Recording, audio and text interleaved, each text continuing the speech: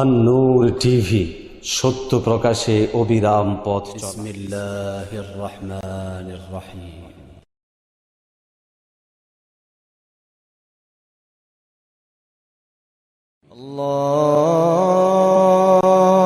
আল্লাহু আকবার,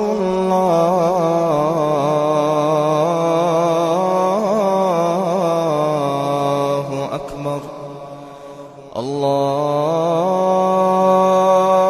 আকবার।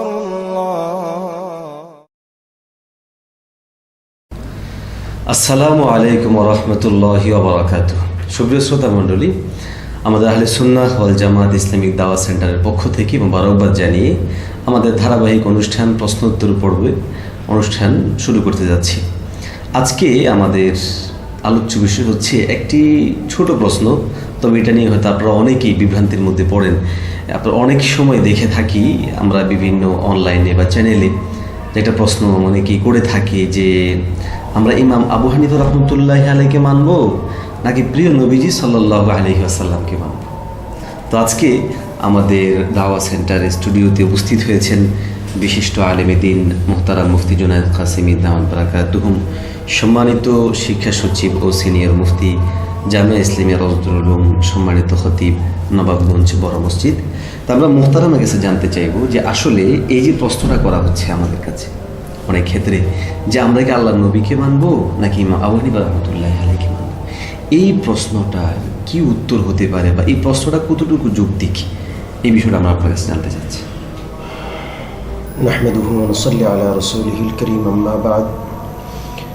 সম্মানিত দর্শক ও শ্রোতাবৃন্দ, এই প্রশ্নটা সম্পূর্ণ অবান্তর। কারণ এই প্রশ্নটা তখনই সঠিক হতো যদি ইমাম আবু হানিফা রহমাতুল্লাহ আলাইহি কোনো ব্যাপারে প্রিয় নবীর বিপরীত অবস্থানে তিনি থাকতেন, কিন্তু এমনটা কখনো তো হয়নি। হযরত ইমাম আবু হানিফা রহমাতুল্লাহ আলাইহি প্রিয় নবীর সুন্নাহর আলোকে, কোরআনে পাকের আলোকে, আল্লাহ পাকের কিতাবের আলোকে সবসময় কিতাবের পক্ষে, সুন্নাহর পক্ষে অবস্থান করেছেন। অতএব রাসূলুল্লাহ সাল্লাল্লাহু আলাইহি ওয়াসাল্লামের বক্তব্য যেটা, রাসূলুল্লাহ সাল্লাল্লাহু আলাইহি ওয়াসাল্লাম যা বলেছেন ইমাম আবু হানিফা তো তাই বলেছেন, এর বিপরীত তো কিছু বলেননি।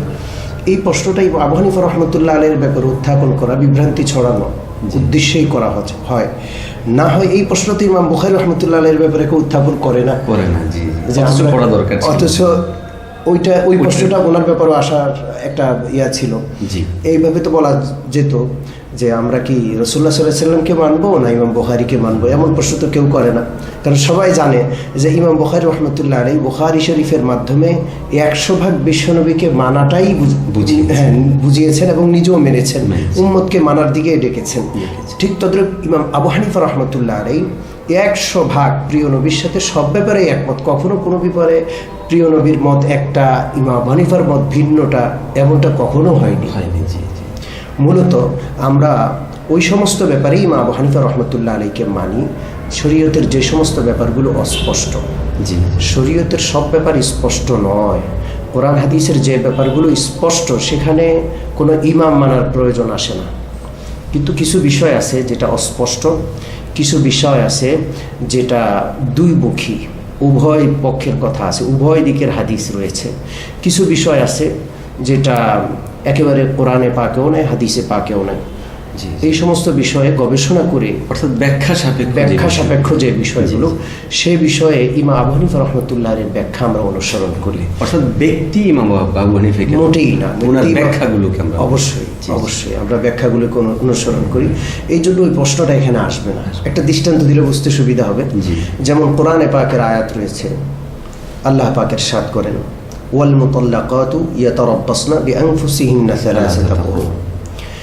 স্বামী কর্তৃক তালাক প্রাপ্তা মহিলারা স্বামী তালাক দেওয়ার পর তারা 3 কুরু ইদ্যত পালন করবে।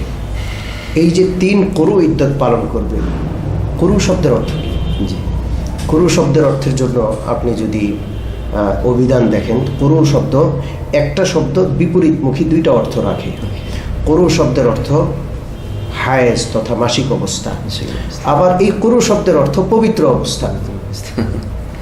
একই শব্দের বিপরীতমুখী দুইটা অর্থ, ফলে এটা ব্যাখ্যা সাপেক্ষ। হ্যাঁ, এখন যদি আপনি উদ্দেশ্য নেন যে হায়েজ 3 হায়েজ, তাহলে এক হিসাব হয়।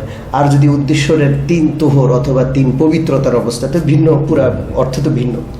এখন এই রকমের সমস্যা যে সমস্ত আয়াতগুলোতে আছে, সরাসরি ব্যাখ্যা সাধারণ মানুষের জন্য নেওয়া সম্ভব না। এই সকল ক্ষেত্রে ইমামদের ব্যাখ্যার আশ্রয় মানুষকে নিতে হয়।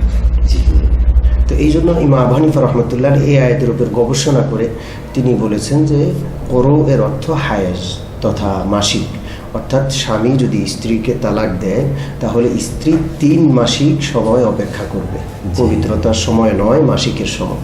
তাহলে আমরা বুঝলাম যে ইমাম আবু হানিফা রহমতুল্লাহি আলাইহি ব্যাখ্যাকার। অবশ্যই। এখন সাধারণ মানুষও বুখারী শরীফ খুলে এটা মিলায়, দেখে যে আবু হানিফারটা মেলে না, আরেকজনেরটা মেলে, তখন ইমাম আবু হানিফারটা ভুল বুঝতে শুরু করে। এই ক্ষেত্রে আমরা সাধারণ মানুষের কাছে কি মেসেজ দিব? সম্মানিত দর্শক ও শ্রোতাবৃন্দ, গুরুত্বপূর্ণ প্রশ্ন করেছেন মুফতি শামসুদ্দোহা সাহেব। এর জবাব হলো, আসলে সমস্ত হাদিস কিন্তু বুখারী শরীফে উল্লেখ করা হয়নি। রাসূলুল্লাহ সাল্লাল্লাহু আলাইহি ওয়াসাল্লামের লক্ষাধিক হাদিস রয়েছে। পবিত্র বুখারী শরীফে শুধুমাত্র 4,000 হাদিস রয়েছে, মুসলিম শরীফেও এমন সংখ্যক হাদিস রয়েছে। তো 4,000 হাদিসই সব কিছু নয়। নিশ্চয়ই ইমাম আবু হানিফা রহমতুল্লাহ আলাইহি যে মতামত দিয়েছেন ওই মতামতের পক্ষেও হাদিস রয়েছে। কারণ আমরা আপনাদের সামনে এর আগে উল্লেখ করেছি, অনেক বিষয় এমন রয়েছে যার ব্যাপারে 2 রকমের হাদিস রয়েছে। যেমন আমরা আমিন জোরে বলা, আমিন আস্তে বলা, উভয় প্রকারের হাদিস রয়েছে। হাত বুকে বাঁধা, হাত নাভির নিচে বাঁধা, উভয় প্রকারের হাদিস রয়েছে। এখন কেউ যদি হাত বুকে বাঁধার হাদিস দেখিয়ে বলে যে এটাই হাদিসে আছে, তাহলে সে প্রকারান্তরে ওই প্রকারের হাদিসগুলোকে অস্বীকার করলো যেগুলো নাভির নিচে বাঁধার ব্যাপারে রয়েছে। কিন্তু আমরা মাযহাব মানলে বা ব্যাখ্যাকারীদের ব্যাখ্যা মানলে এই সমস্যাটা থেকে আমরা দূরে থাকি। কারণ তারা একটাকে অস্বীকার করে আর একটা বলেন নাই, তারা ব্যাখ্যা দিয়েছেন। কিন্তু পক্ষান্তরে যারা আমরা আহলে হাদিস ভাই আছি, যারা অবুঝ ভাই আছি, তারা কিন্তু একটাকে মেনে আরেকটাকে অস্বীকার করে বসছে। এটা হলো সমস্যা। আর সবচেয়ে বড় কথা হচ্ছে যে ইমামদের কথাগুলোকে এই কিতাবগুলো দিয়ে মাপা যাবে না, তাদের কথাগুলো মাপতে হবে হাদিস দিয়ে। অবশ্যই। এবং যেহেতু এই ইমাম যা পরবর্তী মুহাদ্দিসিন যে কিতাব লিখেছেন, তাদের হাদিসের কিতাবগুলো সব হাদিসকে যে কোনো এক কিতাবে শেষ করতে পারেন। তো যার কারণে ইমামদের কথাগুলো হাদিসের মধ্যে যেহেতু আছে, বিধায় সেগুলোকে এর বিপরীত অবস্থানে কোনো সুযোগ নেই। অবশ্যই এক একজন ইমাম লক্ষাধিক হাদিস হাফেজ ছিল, লক্ষ লক্ষ হাদিস তাদের মুখস্থ ছিল। ইমাম বুখারী রহমতুল্লাহ আলাইহি লক্ষ লক্ষ হাদিস থেকে বাছাই করে মাত্র 4,000 হাদিস লিখেছেন। তিনি কখনো বলেন না যে সব হাদিস আমি লিখে নিয়েছি। তো যারা এই প্রশ্নটা করে অনেক ক্ষেত্রে যে ইমাম আবু হানিফা রহমতুল্লাহি আলাইহি এর মতটা তাহলে বুখারীতে আনেন নাই কেন, বিধায় আমি মানবো না, এই প্রশ্ন তো হয়তো আসতে পারে যে ইমাম মুসলিম রহমতুল্লাহি আলাইহি ইমাম বুখারীর বহু হাদিস তার কিতাবে আনেন নাই, তাই বলে কি আমরা বলবো যে ইমাম বুখারী রহমতুল্লাহ আলাইহি মনে হাদিস জানতেন না? না, সাবল করতে এই ধরনের কথা আমরা কখনোই বলবো না। অবশ্যই। তো তাহলে আমরা আজকে এখান থেকে যে বিষয়টা স্পষ্ট হলাম সেটা হচ্ছে, ইমাম আবু হানিফা রহমতুল্লাহি আলাইহি যেহেতু প্রিয় নবীজির হাদিসগুলোর ব্যাখ্যাই করেছেন, তিনি স্বতন্ত্রভাবে আল্লাহর নবীর বিপরীতে অবস্থান নেন নাই। অবশ্যই না, এটা কখনো কল্পনাও আনা যায় না।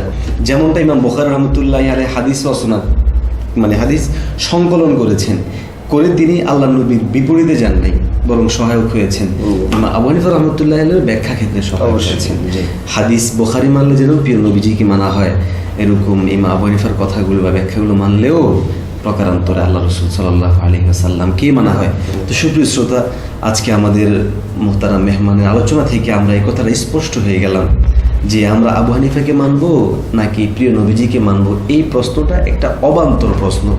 বরং ইমাম আবু হানিফা যেহেতু প্রিয় নবীজির কথাগুলো ব্যাখ্যা করেছেন এবং ওইগুলো যেগুলো অস্পষ্ট, যেগুলো ব্যাখ্যা সাপেক্ষ এবং আসলেও যেগুলোর ব্যাপারে পৃথিবীতে একজনও তৈরি হয় না যে বলবে যে ব্যাখ্যা দরকার ছিল না বা তিনি ভুল করেছেন, হ্যাঁ, সে সমস্ত বিষয়গুলোর ক্ষেত্রে তিনি মতামত দিয়েছেন, বিধায় আমরা তাকে মানলে প্রকারান্তরে প্রিয় নবীজিকেই মানছি। অবশ্যই। এক্ষেত্রে মোহতারাম একটা প্রশ্ন যেটা না করলেই আসলে নয়, সেটা হচ্ছে অনেক সময় দেখা যায় যখন ইমামদের কথা বলার বিষয় আসে তখন কোরআন হাদিস থেকে কিছু এমন আয়াত উল্লেখ করা হয় যেগুলো আসলে এই নাজিল হয়েছে কাফের মুশরিকদেরকে কেন্দ্র করে। যেমন তাদেরকে যখন আল্লাহর দিকে ডাকা হয় তখন তারা বলে আমরা আমাদের বাপ দাদাদেরকে যেটার উপর পেয়েছি সেটা। অনেক ক্ষেত্রে দেখা যায় তারা এসে এই আয়াতগুলোকে এখানে প্রয়োগ করে। এই আয়াতগুলোর প্রয়োগ কি এখানে কোশ্চিন কালো হতে পারে? কখনো না। যে সমস্ত আয়াতগুলো কাফেরদের ব্যাপারে, জি। যে কাফেরদেরকে যখন ইমানের বা তাওহীদের একত্ববাদের কথা দাওয়াত দেওয়া হতো, জি, জি। তখন কাফেররা বলতো যে আমরা একত্ববাদ মানবো না, আমাদের বাবারা যেভাবে একাধিক মূর্তির পূজা করেছে আমরা ওইভাবে একাধিক খোদাকে মানব। তো সেই আয়াতগুলো ইমানদের ব্যাপারে এনে ফিট করা, এটা মস্ত বড় অন্যায়, মস্ত বড় অন্যায়। অবশ্যই। কারণ ইমামরা আলাদা কোনো মতামত মতামত দেন নাই। রাসূলুল্লাহ সাল্লাল্লাহু আলাইহি ওয়াসাল্লামের অস্পষ্ট হাদিসগুলোর ব্যাখ্যা করেছেন। আল্লাহ পাকের আয়াত যেগুলো অস্পষ্ট, সাধারণ মানুষ বুঝবে না, সেই অস্পষ্টগুলোর ব্যাখ্যা করেছেন। এখানে নিজের পক্ষ থেকে একটা কথাও তারা বলেননি। অবশ্যই অবশ্যই। তো সুতরাং আল্লাহ রাব্বুল কারীম আমাদেরকে এই ধরনের ফিতনা ফাসাদ থেকে দূরে থাকার তৌফিক দান করুন। আমরাও যারা ইমাম আবু হানিফার অনুসরণ করি, আমরা মোটেও তাকে শরীয়ত প্রণেতা হিসেবে অনুসরণ করি না। শরীয়তের যে সকল ব্যাপারগুলো ব্যাখ্যা সাপেক্ষ, সেই ব্যাখ্যা সাপেক্ষ ব্যাপারগুলোর ব্যাখ্যাদাতা হিসেবে তাকে মানি, মোটেও শরীয়ত প্রণেতা হিসেবে আমরা মানি। সুতরাং আমরা এই সমস্ত বিভ্রান্তি থেকে দূরে থাকবো। আল্লাহ রাব্বুল কারীম আমাদের সকলকে সহিহ তরিকে আমল করার তৌফিক দান করুন। আমিন। মুহতারামকে শুকরিয়া, ধন্যবাদ জানাচ্ছি। আপনাকে অনেক ধন্যবাদ, শ্রোতাদেরকে অনেক অনেক ধন্যবাদ। আসসালামু আসসালামু আলাইকুম ওয়া রাহমাতুল্লাহি ওয়া বারাকাতুহু।